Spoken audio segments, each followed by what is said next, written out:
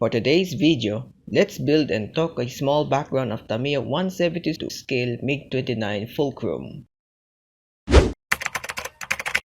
The Mikoyan Grievich 29, or simply called MiG-29, is a Russian twin-engine jet fighter designed in the height of Soviet Union.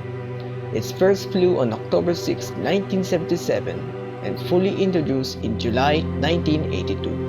Its NATO reporting name is designated as Fulcrum, in which at that time, Soviets aren't fancy giving their planes nicknames.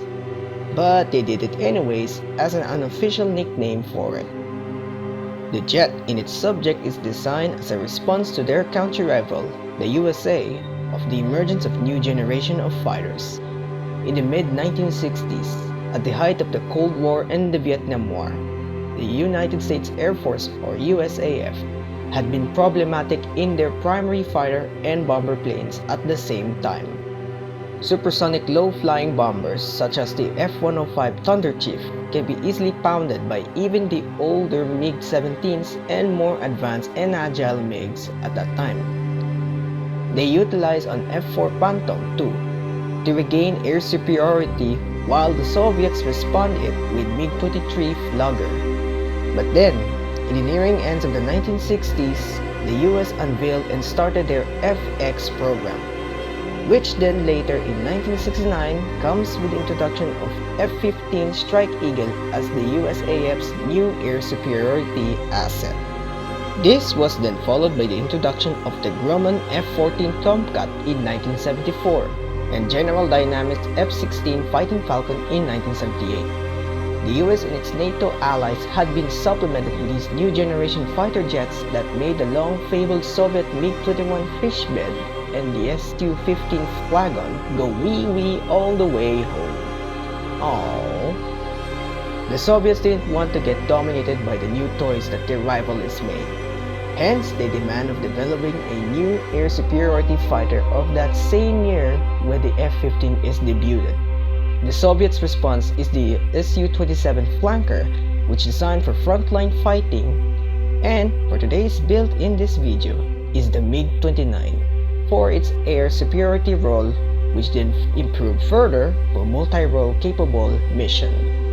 The jet is powered by two Klimov RD-33 turbofan engines, in which each engine has 11,200 pounds of thrust without afterburner, and at 18,300 pounds of force of thrust with afterburner.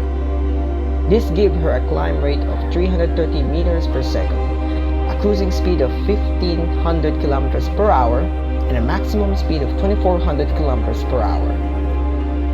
What's unique in this jet is the presence of the large slots found between the cockpit called dorsal louvers. This allows the planes can take off at austere or harsh terrains of airfields, without the risk of ingesting the debris during takeoff and landing. It can go well with its ferry range of 1,500 kilometers without outboard fuel tanks, and with outboard fuel tanks, it can go 2,100 kilometers per hour. Its service ceiling or maximum altitude in flight is at 18,000 meters. The MiG-29 carries a variety of armaments. It is equipped with a single 30mm GSH-31 autocannon, in which its original variant carries 150 rounds, while later variants reduce it to 100 rounds. It has 6 onboard weapon pylons on its wings, which gives this jet the ability to carry the following: a pair of Vimpel R-27 or in NATO reporting AA-10 Alamo air-to-air medium-range missiles, 6 R-73 in NATO AA-11 Archer and R-60 AA-8 Aphid air-to-air short-range missiles, 4 pods of S-5, S-8, and S-24 unguided rockets, bombs up to 3,000 kilograms, and a 1,150-liter external fuel tank. The MiG-29 had been exported to several countries, in which some countries such as India and Poland is still in use today. The jet has several variants. Along with its latest version in the family, the MiG-35 is still in service up to this day in Russian Federation and its countries with its exported version. Now you know the history of the aircraft. I'll leave down the links that I get reference at for you to read more about this fancy jet. Now, on to the build. I mixed the two colors in order to create a vibrant red and use it to paint the details of the missiles. I'm going to paint the wheels of the landing gear using flat green and black paint.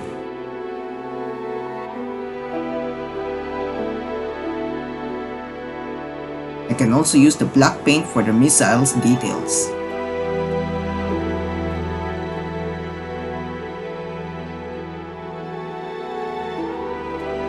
Chrome silver for small metallic details such as the pitot tubes. And black again for additional details.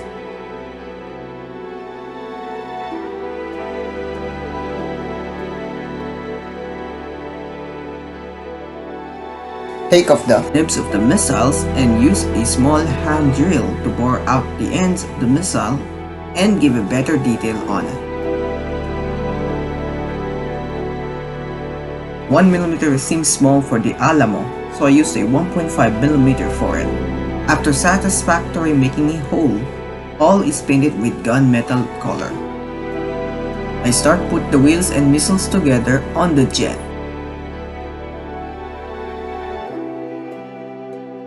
Now for the preparation of decals, starting with using the thin out glue by water solution and apply it onto areas to be applied by decals.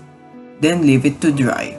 Once the solution is all dried up, it's time to put the jewel of the model kits, its decals.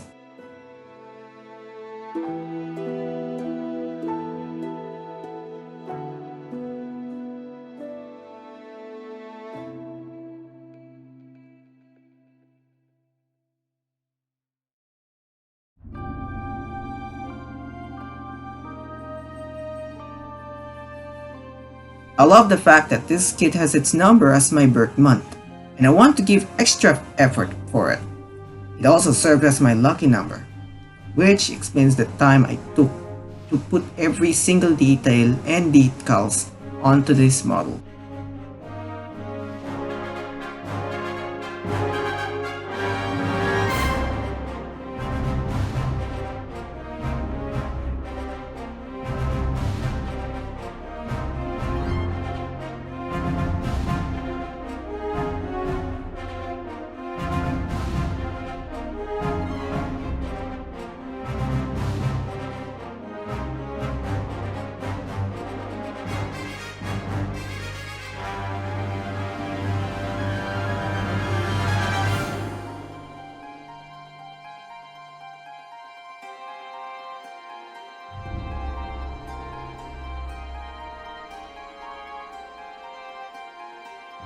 Let's give him a clear coat to seal the decals in place to be prepared for the panel lining.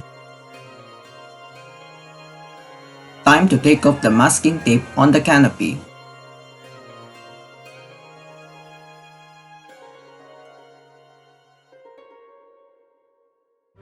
With the clear coat in place, your panel lining will no longer be messing up the main colors of your model when you scrub it and smudge it off.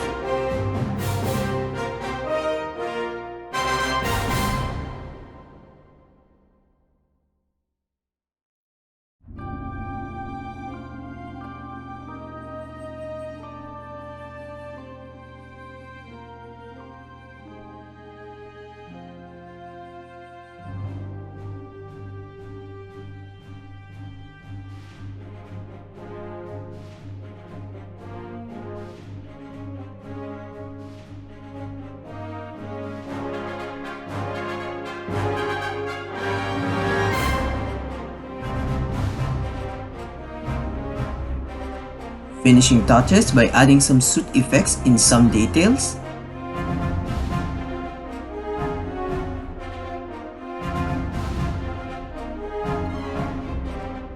And finally adding the clear parts.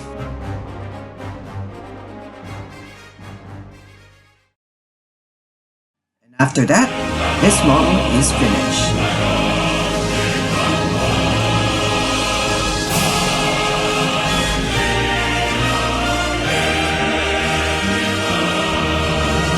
I enjoyed this kit so far, highly recommended for your Soviet collections.